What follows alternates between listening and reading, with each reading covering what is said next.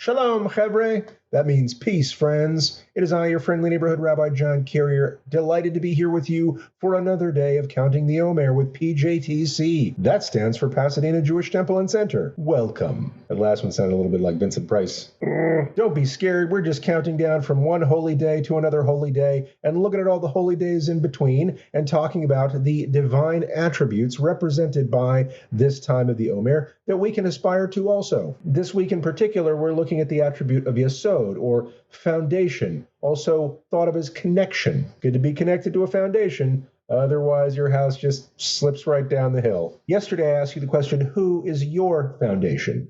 Who are the people who have lifted you up? Who's the person or persons who have been firm and steady and steadfast for you so that you could build what you've built? Today, I'm going to turn it around and ask this question, who are you the foundation for? Imagine me taking the same question I asked yesterday and asking it to people who know you, and their answer was you. I'm willing to bet that there's somebody in your life who really appreciates you, really appreciates when you've been firm and supportive of them, maybe over the course of a long period of time, maybe in a single critical moment. But today I want you to recognize when you have been that critical connection, that firm foundation upon which others have built their life, or maybe if not their whole life, some significant aspect of their life that's really important to them. And while I don't know that I'd venture to say who would have that answer about me, that I was their foundation, I do know that a very important lesson of my life, a critical lesson of leadership insofar as I've been a leader places,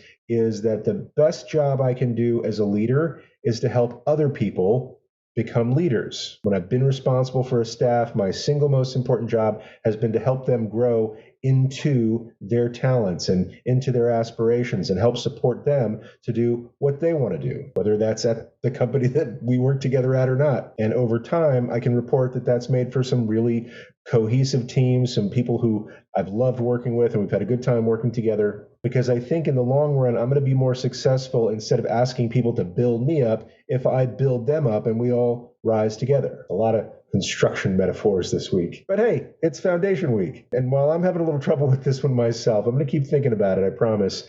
I highly encourage you to think about those people in your life who you have lifted up, who you have been the foundation for, where you have shined in the aspect of Yesod. Because once again, if we are going to aspire to grow in this attribute, it's important to see where we've already been successful. So think about who you've been a foundation for. If you feel like it, write it down in the Facebook group or in the YouTube comments. If it's kind of personal and you just want to email it to me or write it down in your journal, that's cool too. But I do want you to stop and think about it and commit it to paper or, electrons, whatever. That's fine. As long as you don't forget to count day number 39 of the Omer this evening after sundown. 39, can you believe it? That means there's just 10 days to go. We're back to the counting fingers. And God help us, we'll keep counting tomorrow, and I'll see you then, friends.